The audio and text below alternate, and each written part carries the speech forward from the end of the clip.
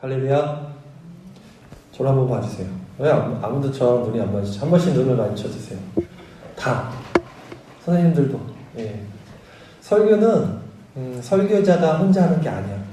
이렇게 화답이 돼야 돼요. 청중과 설교자가 서로 화답이 돼야지 설교가 되는 거지, 일방적으로 앞에서 이렇게 떠든다고 설교가 되는 게 아니에요. 이것을 성령께서 역사하시고 서로 청중과 설교자가 화답할 때 하나님 은혜가 있는 건 좀 믿습니다.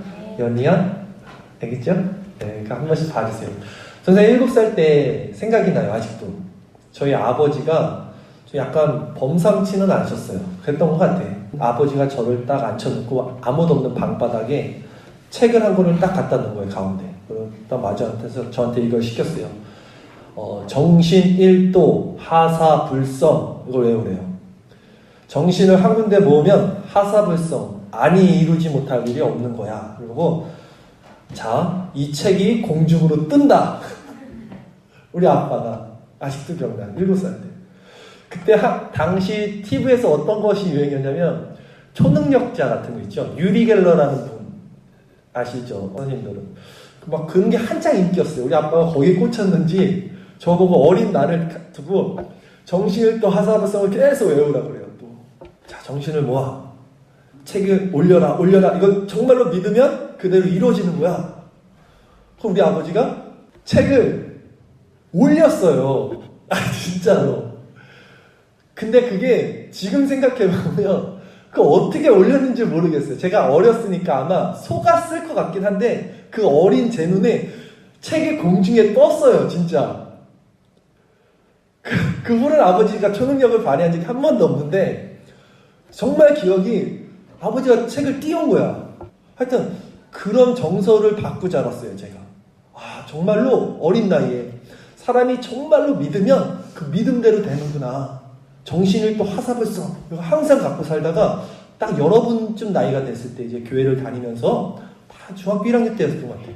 오늘 이 본문을 보고야, 야, 예수님이 말씀하세요.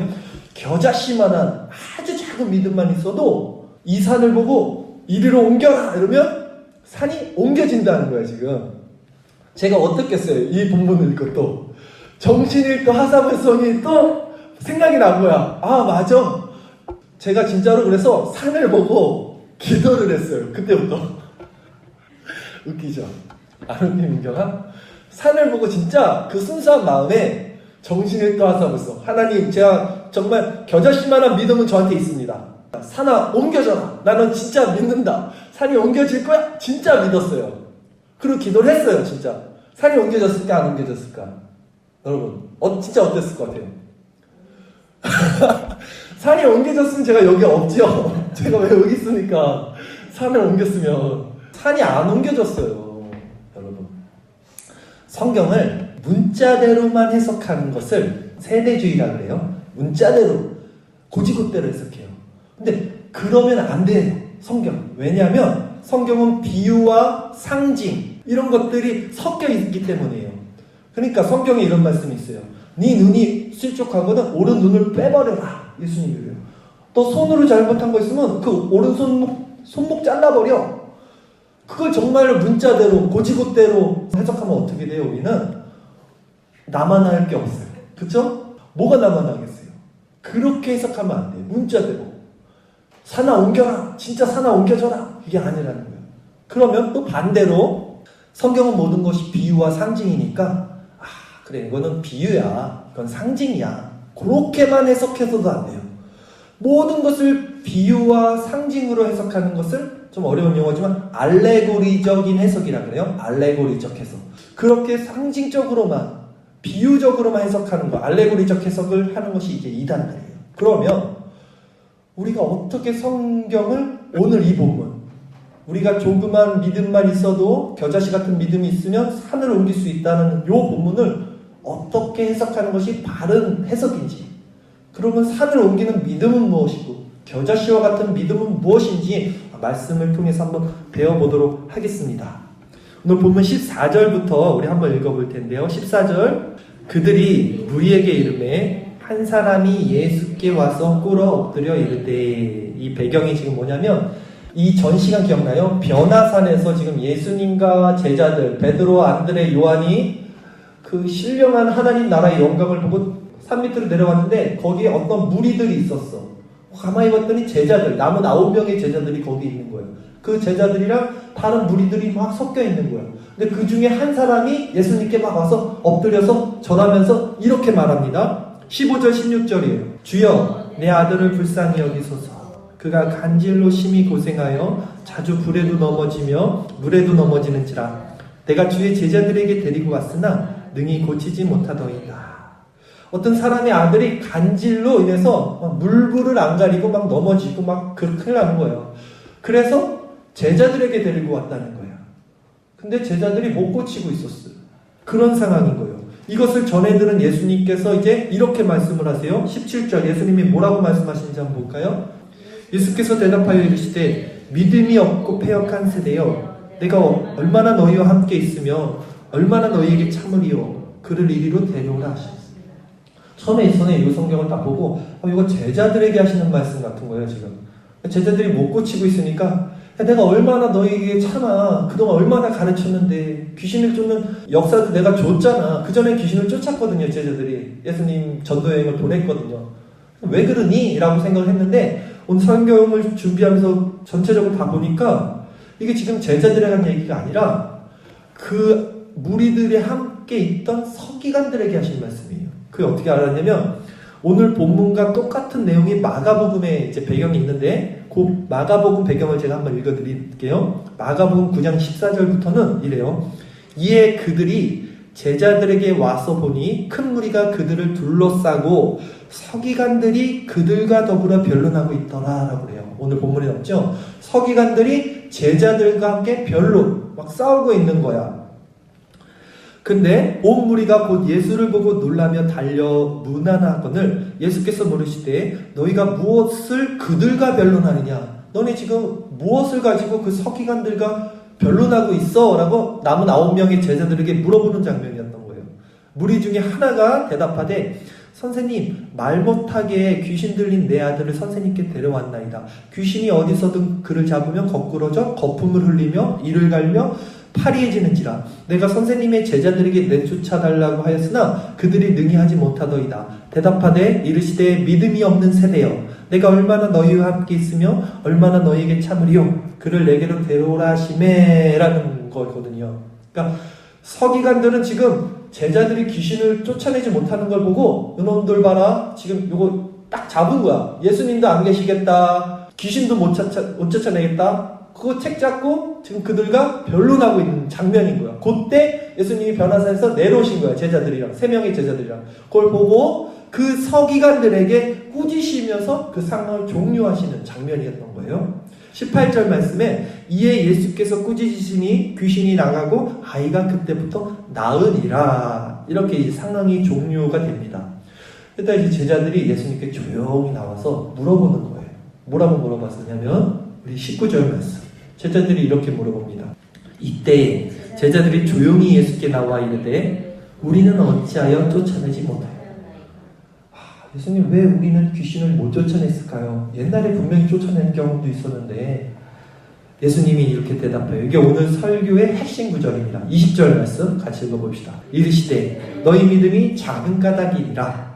진실로 너희에게 이르노니 만일 너희에게 믿음이 겨자씨 한 알만큼만 있어도 이 산을 명하여 여기서 저기로 옮기지라 하면 옮겨질 것이요 또 너희가 못할 것이 없으리라. 오늘 요 20절 구절에 대한 설교를 할 겁니다. 제자들이 지금 귀신을 쫓아내지 못한 이유는 뭐였어요, 여러분? 예수님이 뭐라 그랬냐면 믿음이 작은 까닭이라 이랬어요. 작은 믿음이 있다는 말씀인데 그러면 반대로 큰 믿음도 있다는 말씀이에요. 그렇죠?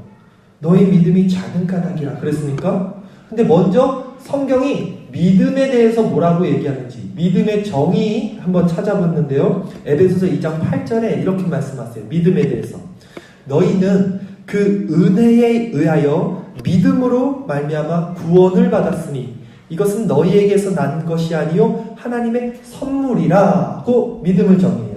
그러니까 믿음이라는 것은 너희에게서 난 것이 아니요 하나님께서 주시는 선물이다 라고 믿음을 정의하는 거예요. 그러면 제자들이 지금 믿음이 작은 까닭이라, 믿음이 작다는 것은 믿음은 하나님이 주시는 선물인데 하나님께 작은 선물을 받은 거예요. 큰 믿음을 가진 자는 그러면 하나님께 큰 선물을 받은 건가? 이런 말이 되는데 이런 수가 없는 거예요. 왜냐하면 믿음은 구원에 이르게 하는 건데 구원이 큰 구원이 있고 작은 구원이 있는 게 아니에요. 구원은 구원이잖아요. 그렇죠? 그러니까 큰 믿음과 작은 믿음이 따로 있는 게 아니라 구원받을 믿음이 있는 거예요. 그러면 왜 예수님은 지금 제자들에게 너희 믿음이 작아서 귀신을 쫓아내지 못한 거야 라고 그랬을까요? 믿음이 하나인데 구원받을 믿음, 선물로 받은 믿음. 왜 그렇게 말씀하셨을까? 20절 말씀을 다시 한번 읽어봅시다. 자세히 한번 읽어보시면 이 안에 답이 있어요. 이르시되 너희 믿음이 작은 까닭이니라 진실로 너희에게 이르노니 만일 너희에게 믿음이 겨자씨 한 알만큼만 있어도 이 산을 명하여 여기서 저기로 옮겨지라 하면 옮겨질 것이요 또 너희가 못할 것이 없으리라. 선생님 오늘 설교를 준비하면서 일주일 내내 고민했어요. 진짜 어려운 본문 설교가 풀리지 않는 거야. 이분의 주석 저분의 얘기를 다 들어봐도 해석도 여러 가지고. 저는 기도하는 중에 어떤 결론을 도출했는데 오늘 이 구절을 자세히 보면요, 작은 믿음에 대해서 이야기를 하시고는 예수님께서 바로 이어서 겨자씨에 대해서 말씀을 하셔요. 그런데 여러분 보세요. 겨자씨는 큰 거예요, 작은 거예요? 작은 거예요.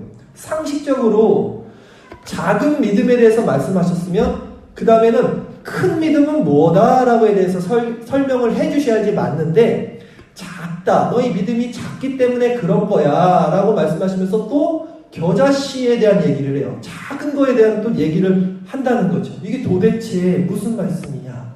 우리 한국말에 반어법이라는 게 있어요. 반어법. 그렇죠? 반대로 얘기하는 거. 겨자씨의 특징에 대해서 성경이 이렇게 얘기해요. 마가복음 4장 30절 말씀에 또 이르시되 우리가 하나님의 나라를 어떻게 비교하며 또 무슨 비유로 나타낼까? 겨자씨 한 알과 같으니 땅에 심길 때는 땅 위의 모든 씨보다 작은 것이로되 심긴 후에는 자라서 모든 풀보다 커지며 큰 가지를 내나니 공중의 새들이 그늘에 깃들일 만큼 되느니라 하고 성경이 겨자씨에 대한 비유를 줍니다. 겨자씨 같은 믿음은 즉 작지만 생명이 있는 믿음이에요. 생명이 있는 믿음은 작아 보여도 결국 그것은 산을 옮기는 큰 믿음이 된다는 말씀이에요. 그러니까 여기서 예수님께서 말씀하시는 것은 뭐냐면 큰 믿음, 작은 믿음 이런 개념이 아니라 바로 그 생명 있는 믿음에 대해서 말씀하시는 거예요. 생명이 있는 믿음이 중요하다는 거예요. 우리에게 필요한 것이 바로 이거예요. 믿음이 크다 작다라는 개념이 아니라 정말 그 믿음이 겨자씨 같은 생명이 있느냐. 그러면 작은 믿음 같이 보여도 그것은 정말 큰 믿음이 될 수 있다라는 거예요. 여러분들에게는 이 믿음 있어요? 혹시? 생명이 있는 믿음. 내 믿음은 작아 보여도 나는 정말 살아있는 믿음이 있어. 내 안에는 하나님이 주신 살아있는 믿음의 씨앗이 있어. 이게 있습니까? 그러면 여러분 생명 있는 믿음은 또 무엇인가?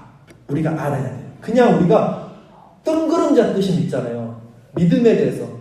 하나님 믿는 거죠. 믿음은. 예수님 믿는 거예요. 믿음은. 이렇게 그냥 믿음을 두리뭉실하게 뜬구름 잡듯이 믿음에 대해서 생각하는데 구원받을 믿음은 예수님이 누구신지 그리고 그 예수님이 하신 일이 무엇인지를 믿는 거예요. 그게 성경이 말하는 믿음이야. 그냥 하나님 믿습니다, 예수님 믿습니다라는 두리뭉실이 아니라 예수님이 누구신지를 아시고 그분이 하신 일이 뭔지를 아는 것, 그것을 믿는 것을 믿음이라고 그래요. 믿음. 그러면 예수님이 누구십니까? 주는 그리스도시요 살아계신 하나님의 아들이에요. 예수님은 하나님의 아들이시고 그분이 하신 일은 무엇입니까? 모든 우리의 죄를 위해서 십자가를 지시고 우리를 구원하신 것, 그것을 아는 것, 즉 그것을 믿는 것이 뭐라고요? 믿음이에요. 그것을 믿는 거예요. 그 믿음이 있냐? 그 믿음이 바로 생명이 있는 믿음이라는 거예요. 그러니까 정신을 또 화삽을 써 믿는다, 된다 그거 아니에요. 그거는 자기 체면, 자기 암시라는 거고 성경에서 말하는 믿음은 그런 게 아니에요. 오히려 그것만 정반대야. 성경이 말하는 믿음은 내가 정신을 모으면, 내가 믿으면, 집중하면 그 믿음으로 무언가를 이룰 수 있다, 이런 것이 아니라, 그 믿음은, 성경이 말하는 믿음은 내 안에서 나올 수가 없어요. 구원에 이르는 예수 그리스도를 아는 믿음은 내 안에서 나올 수가 없어요. 왜냐하면 믿음이 뭐라 그랬냐면 하나님이 주시는 뭐였어요? 선물이기 때문에 그런 거라니까요. 선물이야 믿음은. 에베소서 2장 8절, 너희는 그 은혜에 의하여 믿음으로 말미암아 구원을 받았으니 이것은 너희에게서 난 것이 아니요, 너희에게서 나는 것이 아니야, 생긴 것이 아니요, 하나님의 선물이라. 왜요? 믿음은 하나님께서 우리 심령에 심어주시는 생명의 씨앗이야. 선물이야. 그러니까 나는 할 수 있어, 나는 믿을 수 있어, 사나 옮겨져라, 사나 옮겨져라, 이게 아니라니까요. 믿음은 하나님이 주시는 거예요, 내 안에서. 그러니까 여러분 안에 구원에 이르는 이 믿음이 있다면, 예수 그리스도가 하나님의 아들이십니다라는 믿음이 있다면 그것은 전적인 하나님의 은혜요 선물이라는 거예요. 내가 스스로 믿고 싶어서 믿는 게 아니라는 거죠. 그러면 왜 이 믿음을 내 노력이나 의지가 아니라 오직 하나님의 선물로만 주어진 것일까요? 믿음이. 내가 정말로 열심히 성경 공부하고 교회를 열심히 다니고 기도를 열심히 하고 하면 믿음이 생기면 좋잖아. 오히려 내가 한 만큼, 땀 흘린 만큼 벌면 좋잖아. 그거잖아요, 사람 사는 것이. 근데 믿음은 그게 아니라는 거예요. 내가 내 안에서 나올 수가 없어요. 그럼 하나님은 왜 그것을 그냥 선물로만 주셨는가 했을 때 에베소서 2장 9절에 이렇게 말해요. 행위에서 난 것이 아니니 이는 누구든지 자랑하지 못하게 함이라 라고 말해요. 믿음을 자랑하게 하지 못하게 하시기 위함이라 그래요. 인간의 행위로는 절대 믿음을 얻을 수 없다는 거예요. 자랑할 수도 없는 거예요. 우리가 믿음을 가진 것은 하나님의 은혜로만 된 거예요. 내 공로나 내 노력 여하로 주어진 게 아니라는 거예요. 그러니 이 믿음을 받은 사람들은요, 겸손할 수밖에 없어요. 겸손해야 돼요. 내가 성경을 이만큼 아니까, 내가 기도를 이 정도 했으니까 그래서 나에게 믿음이 있어가 아니라는 거예요. 하나님이 선물로 주신 거예요, 우리에게. 그러니까 당연히 거저받았으니까 그냥 감사합니다 라는 겸손함이 있다는 거죠. 그런데 오늘 이 본문 21절 보세요. 아까 21절에 뭐라고 써 있었어요, 여러분? 성경에? 가로치고 없음이라고 써 있죠, 다. 이게 뭐냐면 이 성경이라는 것은요, 지금 우리가 읽는 이 성경은 사본이라 그래요. 사본. 성경의 원본. 원래 이 성경을 지금 누가 썼을 거 아니야. 마태복음 마태가 이렇게 쓴 거예요. 근데 이 성경 쓴 원본은 없어요. 지금 이 세상에. 다 없어졌어요. 근데 이 성경을 마태가 쓴 거를 옆에 있는 사람들이 또 베껴 쓴 거야. 이렇게. 그걸 사본이라 그래요. 사본들만 남아있어요. 그래서 뭐 사해사본, 어디사본, 마사라 사본, 사본들은 여러 개야. 왜냐면 여러 명이 베껴 썼을 테니까. 그래서 그 사본들을 다 종합해서 봤더니 이 21절이 어떤 사본에서는 있고 어떤 사본에서는 없어. 그럼 이것을 성경으로 기록할 때 어떻게 기록해야 돼? 여기서는 없는데 여기서는 있어. 그래서 여기다가 가로치고 없음이라고 쓴 거예요. 이해가세요? 우리가 개정을 쓰는데 여기서는 없음이라고 써요. 그러면 이 21절에 어떤 말씀이 있었다는 거잖아요. 다른 성경에는 이 말씀이 있어요. 마가복음을 보면 이 부분이 있어요. 같은 배경이기 때문에. 그래서 제가 한번 읽어드릴게요. 마가복음 9장 28절, 집에 들어가심에 제자들이 조용히 묻자오되 우리는 어찌하여 능히 그 귀신을 쫓아내지 못하였나이까. 똑같죠? 내용은 이르시되, 예수님이 이제는 이렇게 얘기해요. 기도 외에 다른 것으로는 이런 종류가 나갈 수 없느니라 하시니라. 여러분 이 말씀 많이 들어봤죠? 이게 여기 나오는 부분이에요. 귀신을 쫓아내지 못했는데 예수님이 기도 외에는 이런 종류, 귀신을 쫓아내는 능력이 나갈 수 없다라고 말씀하는 거예요. 즉 우리가 구원에 이를 수 있는 믿음은 하나님께 선물로 받은 건데, 그 믿음을 선물로 받은 자들은 기도로 그 믿음을 강화할 때 능력을 가지게 되는 거예요. 믿음은 구원에 이르게 하는 하나님의 선물이지만 우리가 믿음을 가졌다고 세상을 이길 수 있는 건 아니에요. 세상을 이기는 것과 구원을 얻는 것은 조금은 달라요. 제가 볼 때. 믿음은 하나님의 선물로 구원을 얻었지만 우리가 이 세상을 이겨나가야 돼요. 힘있게. 약한 세상을. 그러려면 능력이 필요한데 그 능력은 어디서 나오냐? 기도할 때 나온다는 거예요. 기도할 때 여러분. 그래서 성경이 두 개가 다르지만 같이 이렇게 연결해서 볼 수 있는 거예요. 그러니까 믿음을 선물로 받은 자는 이제 야, 나 이제 믿음 받았어. 난 구원 받았어. 맞아요. 그러니까 이제 내 맘대로 좀 살자. 아유, 편하게 살자가 아니라 구원을 거저 받았으니 겸손해져서 기도로서 능력이 충만해져야 된다는 거예요. 능력이. 세상을 이길 믿음이 커져야 된다는 거죠. 결론적으로 말씀을 드리는데 오늘은 여러분께 생명력 있는 믿음에 대해서 말씀을 전했어요. 믿음이 크고 작고 이런 개념이 아니라 문제는 그 믿음이 살아있냐 죽어있냐. 겨자씨 얘기했죠. 정말 살아있는 믿음이라면 아주 겨자씨같이 작은 믿음이라도 그 믿음은 살아있는 거예요. 그럼 믿음이 무엇이냐라고 했을 때 믿음은 뭐였어요? 하나님 믿는 거예요. 이게 아니라 예수님이 누구신지 아는 거예요. 그 예수님이 하신 일이 무엇인지를 아는 거예요. 그것을 믿음이라고 하는 거예요. 그러면 왜 이 믿음을 우리에게 선물로만 주어주느냐 했을 때는 뭐였어요? 자만하지 못하게 하려고, 우리가 자랑할 수 없게 하시려고 믿음을. 그래서 우리가 겸손해질 수밖에 없는 거예요. 믿음 앞에서, 신앙 앞에서. 그러니까 아유 쟤 이렇게 믿음이 없어 라고 교만할 수가 없어요. 나도 거저 받았는데 누가 누구를 판단해. 그렇죠? 아무도 판단할 수는 없어요. 우리는. 그러면 그 생명력 믿음을 우리가 선물로 받았으니까 나는 이제 구원 받았으니까 좀 내 맘대로 살 거야가 할 수 없다는 것은, 왜냐하면 기도로서 우리가 세상을 이길, 즉 산을 옮겨버릴, 이런 진짜 산을 옮기는 게 아니에요. 이건 비유예요. 산은 어떤 큰 문제를 의미해요. 성경에서. 그런 문제까지도 우리는 해결할 수 있는 거예요. 기도 안에서 능력을 받으면 그렇게. 그 기도 외에는 다른 종류가 나갈 수 없다라는 의미였어요. 한 가지 얘기하면 개미가 이렇게 물에 빠졌어요. 근데 개미를 어떤 사람이 이렇게 구원해줬어요. 물에서 이렇게 건져줬어. 불쌍해서 개미가. 그러면 개미가 그 구원을 공짜로 받았는데 이 사람이 개미한테서 뭘 바래서 한 건 아닐 거 아니에요. 그렇죠? 개미한테 사람이 뭘 바라겠어. 개미가 나 구원해줬으니 고맙습니다. 내가 줄게요. 좀 내 벌레 좀 줄게. 같이 먹어요. 뭐 인간이 그거 뭐 좋겠습니까? 마찬가지라는 거예요. 구원도. 내가 구원에 있어서 하나님 나이가 어떻게 공짜로 줍니까? 내가 그래서 헌금도 좀 많이 내야죠. 내 교회에서 봉사 열심히 해야죠.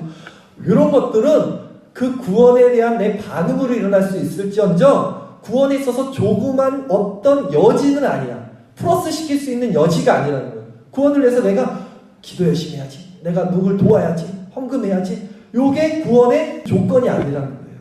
선물은 여러분 그냥 선물 준 사람이 선물을 주면 고맙습니다. 감사합니다라고 받을 때 가장 선물 준 사람이 좋은 거예요. 선물을 줬는데 이거 이런 거 너무 부담스러워요 하면서 그 선물만큼 값어치를 계산해서 그 선물을 또 다른 선물에서 줘봐요. 그 선물 준 사람 마음이 어떻겠어요? 불편해요. 오히려. 선물은 고맙습니다. 감사합니다. 잘 쓰겠습니다. 받아야지 선물 준 사람을 그냥 마음 좋게 만들어주는 거예요. 구원도 마찬가지예요.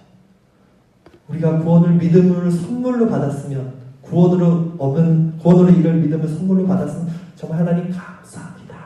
그리고 겸손하게 살면 돼요. 그리고 기도하면서 우리가 세상을 하나님처럼 이겨내는